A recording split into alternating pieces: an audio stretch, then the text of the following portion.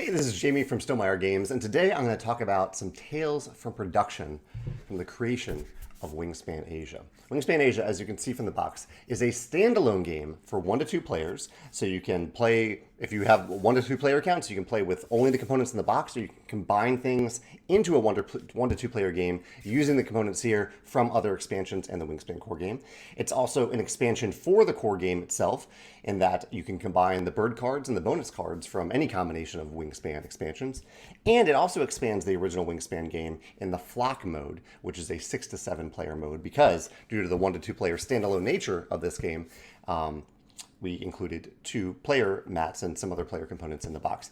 So today I'm going to go through pretty much component by component Wingspan Asia, what it's all about, and some stories from the production and the design process for creating Wingspan Asia. And let's start with the box itself. You can see the box here. It is exactly the size of the Wingspan Oceania box. And this is for a few different reasons. One is we already have the template built for that box. We can really use any box size that we want. If we needed to make the box bigger, we could have. But having some sort of consistency with box sizes is a little helpful, I think, for manufacturing, for creating the right size cartons, and consumers seem to like that for the most part, where they can, if they want to have this and they want to have a Wingspan Oceania on their shelf, the boxes kind of align nicely next to each other. Typically, we try to have at least like one side of the box be the same length as other boxes in that brand of games. The other element here is that we wanted to make the box only as big as it needed to be, because the bigger the box, the higher the shipping costs, the higher the freight shipping costs, the price goes up for the consumer. We wanted this to be as price friendly to the consumer as possible. And so by having a more narrow box, but making it a standalone game, it meant that we needed to make some choices in regards to the bird feeder and the bird tray. And so you can see in Wingspan Asia that instead of having a bird feeder dice tower, we just have a bird feeder board. I'll pop it out of the punch board here. It's just a bird feeder board. We tested this in playtesting. We playtested without the bird feeder dice tower, and it works just fine. You may not be able to roll dice exactly within this map, but you just roll them and then you put them on the little board here to show that it's in the bird feeder. And it's very clear to see which dice are in the bird feeder and which dice are not in the bird feeder. So no tower, because the box isn't big enough to hold a tower. The other part is the bird tray, and this will tie into eco-friendliness a little bit later. Actually, no, do I have this? No, so there are several elements of the game that we tried to make more eco-friendly, and one of them is that we removed plastic from the game. And so in the original game, the bird tray is a plastic tray. In this case, we just went with a double-sided cardboard tray. So this is, and also fits. It's not as deep as, not nearly as deep as the bird tray in the original game, and so it fits better into this box. The next section is the rules. I want to talk a little bit about the rules. So the rules were quite an interesting challenge for Wingspan Asia, because we needed the rulebook to meet many different needs. And so in the end, we actually ended up with 3 rulebooks in the box. We have the appendix with all the different bonus cards, notes about the tiles, and notes about all the birds in Wingspan Asia in this book. We have the Automa rules for solo play. We found that solo gamers prefer that there be a separate rulebook if possible, so they can kind of set this aside and refer to the original rules if they need to, but just not have to leaf through the core rulebook to find the rules that apply to them. And most importantly is the core rulebook itself. This was the biggest challenge because we needed to make it work for people who are new to Wingspan. We needed to make it work for people who are playing with the Duet mode or the flock mode or just standard modes, because you can just play a standard 2-player game with the components in Wingspan Asia if you combine it with the core game. And so what we did is we included all the rules for the entire Wingspan game in this rulebook. It is now a consolidated rulebook, so you don't actually need the other rulebooks from Wingspan. And in the red boxes, you can find the flock mode notes. In blue box, the Duet mode notes. In the blue box, you can find the flock mode notes. As usual, we think a lot about textures when we think about the components in our games, and so we use a special textured paper for our rulebook so it can feel nice as you leaf through it. I think that's all the notes I had about rulebooks, so I'll move on to the Duet mode specifically and all the components that have to do with the Duet mode. So the Duet mode is a new way that you can play a 2-player game of Wingspan in general, Wingspan in general. So here is the Duet board here. This is a Duet map. Whenever you play a bird playing in Duet mode, which is a 2-player mode, you will place a token. I'll show you those tokens in a second. You'll place it on this map related to what type of bird you played and where you played it on your player map. And you can't play it in the same place as the other player has placed their token. So this is something Elizabeth designed specifically to create more interaction and more meaning behind playing a bird card in Wingspan when you're playing in that 2-player mode. So we have this nice board, and there's also a place to put the goals down below here because there are special goals that go along with the Duet mode. I would say there were too many component considerations that went into this board itself. We kind of knew what we were going for. We could have gone with the thinner, differently textured board that we put into Wingspan for the goal board, the original Wingspan, but I thought it needed to be something a little bit more substantial given how much you're going to be putting tokens on this particular map, on this particular board. As for the tokens were the subject of lots of thought. So what we ended up going for are yin and yang tokens because this is Wingspan Asia. Here's the black one. So there are 2 new player colors included in Wingspan Asia. They're black and white. And you can, I'll get to the flock mode later, where you can use those player tokens in the flock mode or just in a standard game if you prefer playing black or white. But we have these yin or yang tokens. We considered a bunch of other tokens, and I actually have them here from my closet of secrets. So here's, I think, the final version. We also considered just circles, and we considered this because we needed a token shape where even after you place the token on this map, you could still see the icon below it, the icon underneath it, because they relate to the end of round goals. So we needed a token that was not a cube, because players use cubes for something else in Wingspan. They're action tokens, where you could still see the icon. So we considered these circles, these wooden circles. We also needed it to be wood, to be eco-friendly.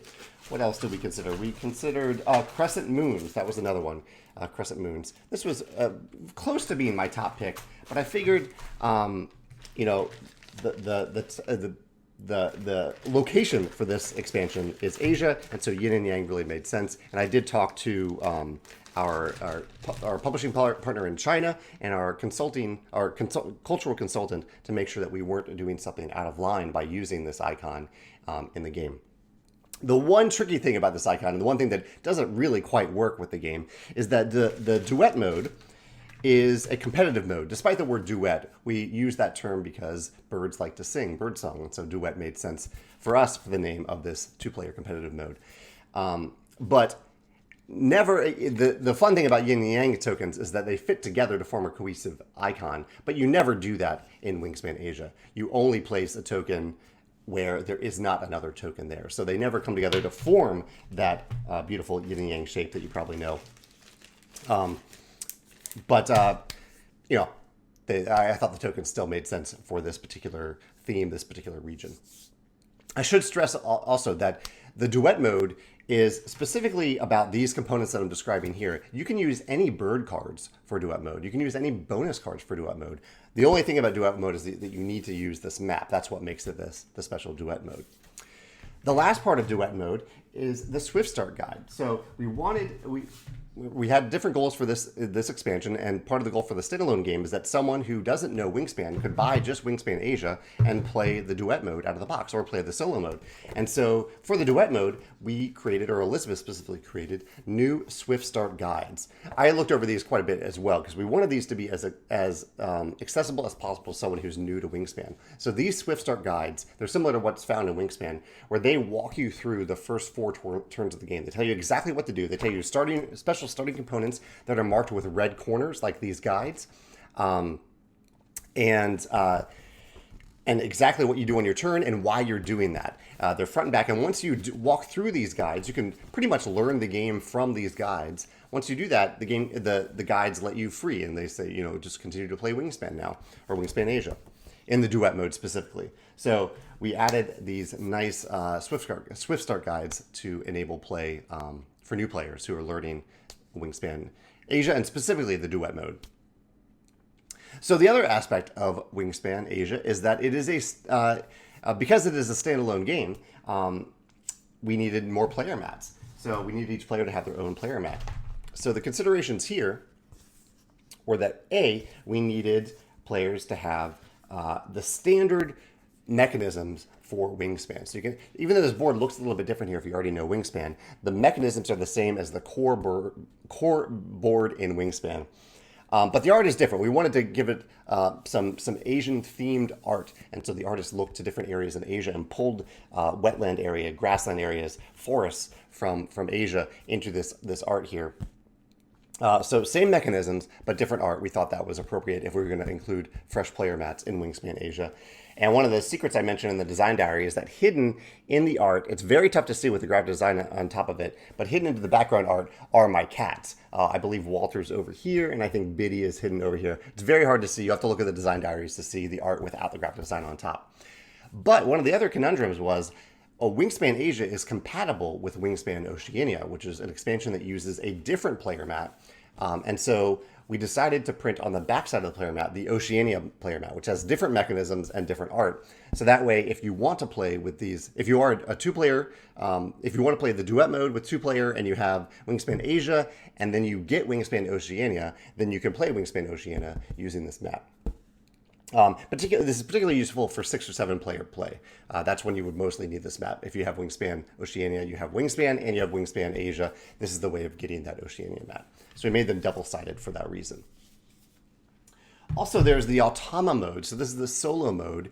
There's a detailed design diary from designer David Studley about the Automa mode. I showed you the rulebook earlier. The player tokens for the Duet mode are used for Automa. And there is a special deck of Automa cards that are used. Let's see if we can find them here. I can't find them amongst my things, but there are Automa cards that go with this game. A specific set of Automa cards that look at the Duet map. The Automa uses the Duet map in the solo mode for Wingspan Asia. Then there's the flock mode. So again, we added 2 player mats to this game. We added 2 sets of player tokens to this game. And so we figured if you are adding Wingspan Asia to your collection where you already have Wingspan, and there might be times where you want to play with 6 or 7 players, I think it's pretty rare, but it is possible, then we wanted to give you a way to do that. We figured players were going to do it anyway, and we wanted to find a way to create a pleasant experience of a 6 or 7 player game that didn't far outstay its welcome, and where turns where you didn't have to wait too long between turns. And so what Elizabeth did is she created what we call the flock mode. And the flock mode uses this double-sided dial, depending on whether you're playing 6 players or 7 players. And it uses a different token based on that player count. So here's the 6-player token. The arrows are pointed in specific places so that you can see here, if the token is showing is like that, it means that it is both the purple player's turn and the green player's turn. So you're taking some simultaneous turns. Your turn will be happening at the same time as another player at the table. There's a different token for the 7-player mode with the air, because 7 players, different player count, different arrows here, slightly different here. So here it is the black player's turn and the yellow player's turn. It's for this reason that we needed a double-sided dial and 2 different kind of spinners here. They're not spinners, but they're, they track whose turn it is. That we didn't go with a fancier dial. We didn't go with one where it's kind of punched in and the token is always there. We didn't go with one that's magnetic because we figured you'd be popping these in and out. If we did go with a magnetic version, it would have been cool, but it would have added a significant expense. And I don't actually know if it completely would have worked with the polarity of magnets if you need these tokens on both sides of this dial. So we didn't even mess with that. We just said, we found it during playtesting that it's easy enough to not have this portion attached to the dial itself. You can just turn it as you're playing. So that is the main element of the flock dial. The flock mode, the dial itself, and the extra player mats that you have for 6 or 7 players, plus the rules in the rulebook. Next up, we have eggs, bags, and trays. So there are a few different elements here that we had to consider. One is that we've been going through Wingspan components in particular, and components from various Stonemaier games, and we've been trying to make them more eco-friendly. And so instead of the clear plastic trays that we've been using for a while now, we are starting to use these pulp sugarcane trays. They don't work. They don't have a lid. That's the one big kind of loss from moving on from plastic to this method. But the trays are otherwise really nice. They feel good. They have a rough texture on the outside, a smooth texture on the inside. You can put tokens in here, and particularly put eggs in here, eggs and food if you want. But eggs tend to roll around if you don't put them in a container. So we wanted to include these in the game. I believe there are 2 included in Wingspan Asia, but I could be wrong about that. So we have this instead of the plastic trays. We also have wooden eggs. And the egg color we selected for Wingspan Asia, we thought this would be a nice contrast to the black and white player tokens, is red. So we ended up going with these red eggs. You see this red eggs right here. We considered, the lighting looked a little bit weird here, but they are a solid color. They're wooden eggs. They're exactly the same as the original plastic eggs, same shape as the original plastic eggs in Wingspan, but they're wooden now, so we're using less plastic. We did consider a variety of colors here. I'll show you what those colors look like, and then I'll tell you something interesting that we ran into while testing these eggs. So here are a variety of different shades of red that we considered for this expansion. But one thing we ran into that we didn't expect is that unlike the plastic eggs, the red eggs are painted. So this is a red coat that is painted onto the wooden eggs. And you can see these bags that we use in the game. These are, you can see that they're not clear because they are special compostable biodegradable bags. They're plastic, but they're made from corn, I believe, and they biodegrade over time. They remain strong in good plastic bags, but if you put them in the ground, if you bury it, it will compost over time and biodegrade. However, for some reason, the bags don't interact well with red paint. So you'll find in your copy of Wingspan that the bags holding the eggs are just normal plastic bags. We don't really know why. It was kind of an odd chemical reaction that happened that Panda realized fairly late in the process because they didn't expect it. Because most of the other colors worked fine. It was just the red paint in the biodegradable bag didn't work well for some reason. So they had to change up that specific bag at the last minute. What else do we have in the game? Oh, we have lots of cards. We have 90 new bird cards. Here's a bunch of them. Yeah, here's a bunch of the bird cards here. 90 new bird cards, all found in the Asia continent, the Asia region of the world. We decided not to add a new color power to the game. So you can see there are a variety of different colors down here. We have the brown powers, the one activated powers. We have the end of game. We have the end of round teal powers. We have the when played white powers. And we also have the pink powers. I don't have any in this particular deck of cards. There's 90 cards, so they take up quite a bit of space. So we don't have any new colors of powers. And we did that because this is a game that is introducing Wingspan to people. Not that these cards are introductory. I mean, there are some high-level cards with hard decisions to make or interesting decisions to make when you play these cards or when you use these cards. But we didn't want to add on top of that a whole new mechanism for players to learn and know. Or in terms of the powers. However, there are plenty of new mechanisms within the existing powers. So even though there isn't a new category of power, there are lots of new mechanisms, including a push your luck mechanism within those cards. I'm looking for the other bird cards here, but yeah, here they are. Here are the other bird cards in the game. Lots of other bird cards there. We also included 14 new bonus cards. Let's see, we have them right here. Yeah, these are the new bonus cards in the game. There are 14 bonus cards. 11 of them are new. 3 of them are reprints. We decided to reprint the photographer, the cartographer, and the anatomist with updated lists of eligible terms that you can use when using these cards, because these are kind of heavily language dependent cards. The rest, which is actually, I would not recommend doing that if you make a game. Having cards that depend on specific words, so like color words, people's names, things like that, body parts, things like that, they don't translate well often when you're using real world creatures like birds that have different names in different languages. So I wouldn't recommend doing that. But we already have them in Wingspan, and so we have these new bonus cards. The thing that we always try to do that in terms of production when we have new cards is color matching the back to the previous game, the core game, and other expansions. And this is very difficult to do. Obviously, we always do use the same ink, the same backs, but different inks over time can look different. Your cards that have maybe been in your copy of Wingspan for 3 years now, they might look a little bit different now just by sitting around, just by having exposure to air and climate and light might change over time a little bit. So color matching is really, really difficult. Fortunately, in Wingspan, it doesn't really matter because while you are drawing from the top of the deck, you can only see the top card on the deck. And so you're not comparing it to anything else. And unlike like a collectible card game, if you are keeping your hand secret from other players, they aren't really gaining an advantage by knowing that your card back, well, two of your card backs look slightly different. But we do try to avoid that. We do try to color match as best as possible. The last two components that I don't think I've mentioned, we do have a bunch of new food tokens, both because they are needed for the core game itself, since this is a standalone game, and also people always seem to like when we include more food tokens so they can have extras. And especially since this is a 6 to 7 player expansion, you need lots of food tokens for those bigger group games. We did include a double-sided reference tile here. So this is the Duet mode reference tile, kind of a checklist of what to do at the end of the round. Also one for the flock mode.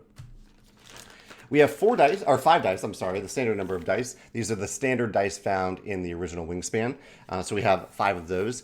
If you are playing a flock mode game with Wingspan Oceania, then because you only have 5 Oceania dice, you will give each group at the table, so there's 2 groups kind of sharing the table, each group will have 2 dice from Oceania and then 3 standard dice. That's what you'll do when you're playing the flock mode.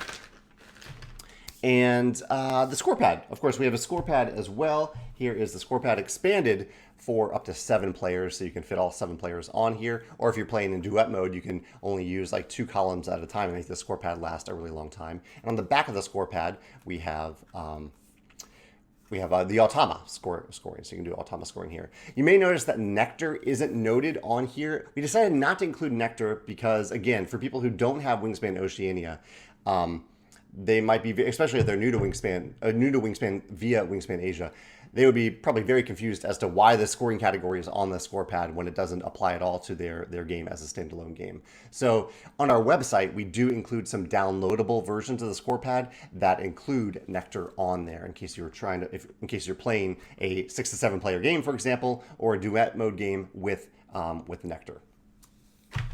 I think that's all the components. I didn't have a lot of like stories from, so the main components that I have here are the Duet tokens and the different colored eggs. I didn't have a lot of other things in my cabinet of secrets back there, of things that we've debated or gone through in the game. But we did think a lot about all these different components. We even down to, I didn't mention this, but the see how these goal tiles, so these are the Duet goal tiles, they have red corners. After you pop them out, you can see they have red corners here because we wanted to clearly differentiate these from the standard goal tiles. Again, with Duet mode, when you play with Duet mode, you can use any combination of cards. You can use, in fact, you can play Duet mode without any bird cards or bonus cards from Wingspan Asia, but the goal tiles themselves are specific to the Duet map. So you need these goal tiles and therefore need to keep them separated from the other goal tiles in the game. I think that's everything. I'm happy to answer questions in the comments below if you have questions about production or component decisions or even design decisions that Elizabeth made when putting together Wingspan Asia. I'm happy to answer those questions in the comments below. Thanks.